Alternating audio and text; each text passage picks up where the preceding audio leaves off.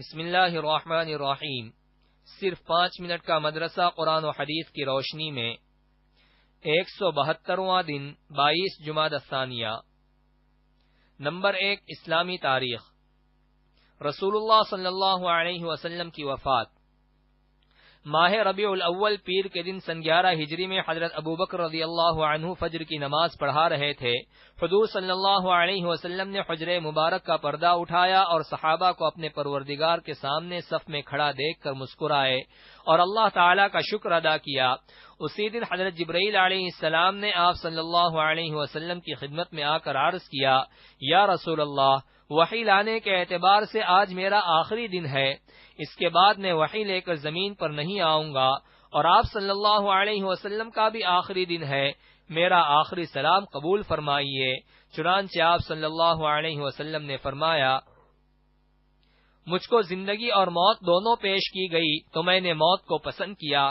پھر یہود و نصارہ پر لعنت فرمائی کہ انہوں نے اپنے انبیاء کی قبروں کو سجدہ گاہ بنا لیا تھا، تم میری قبر کو ہرگز سجدہ گاہ نہ بنانا۔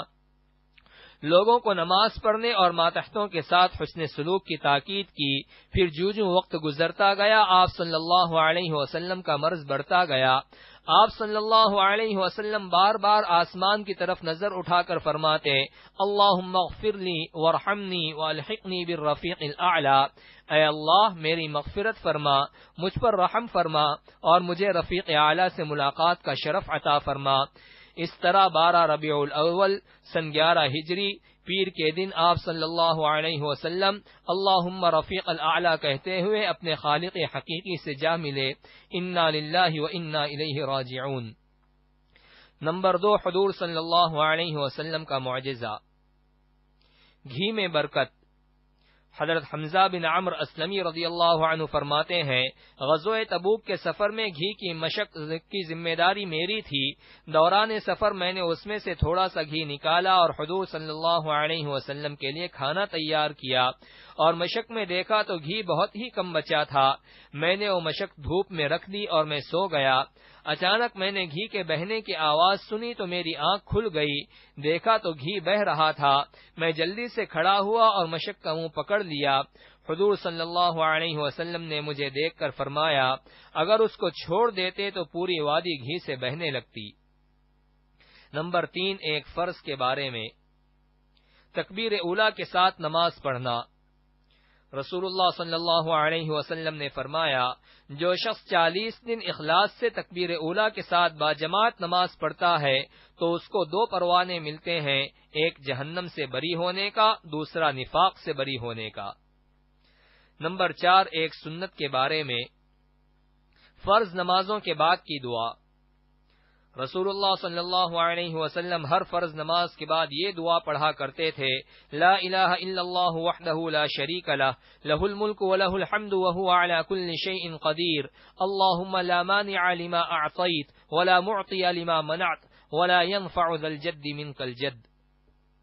نمبر 5، ایک اہم عمل کی فضیلت، یتیم کی پرورش کرنا۔ رسول اللہ صلی اللہ علیہ وسلم نے فرمایا، مسلمانوں میں بہترین گھر وہ ہے جس میں کوئی یتیم ہو اور اس سے اچھا سلوک کیا جائے، اور مسلمانوں میں بدترین گھر وہ ہے جس میں کوئی یتیم ہو اور اس کے ساتھ برا سلوک کیا جائے۔ نمبر 6، ایک گناہ کے بارے میں، سود خور سے جنگ کا اعلان۔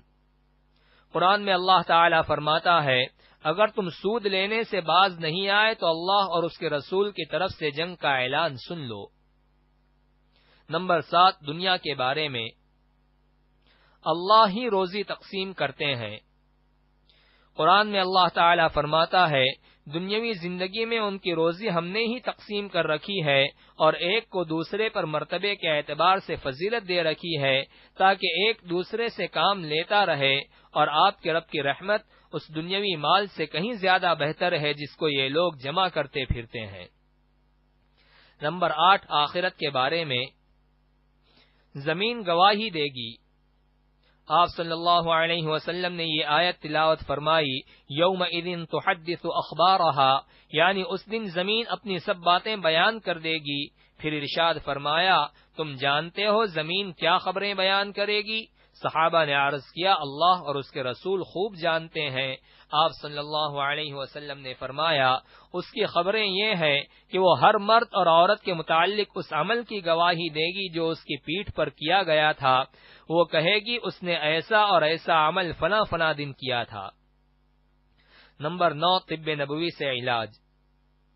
ختنہ کے فوائد۔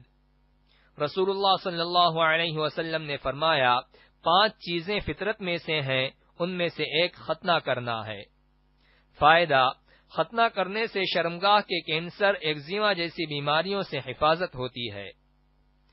نمبر 10، نبی صلی اللہ علیہ وسلم کی نصیحت۔ رسول اللہ صلی اللہ علیہ وسلم نے فرمایا تم جہاں کہیں بھی رہو اللہ سے ڈرتے رہو اور برائی کو مٹانے کے لیے نیکی کر لیا کرو اور لوگوں سے اچھے اخلاق کا برتاؤ کیا کرو۔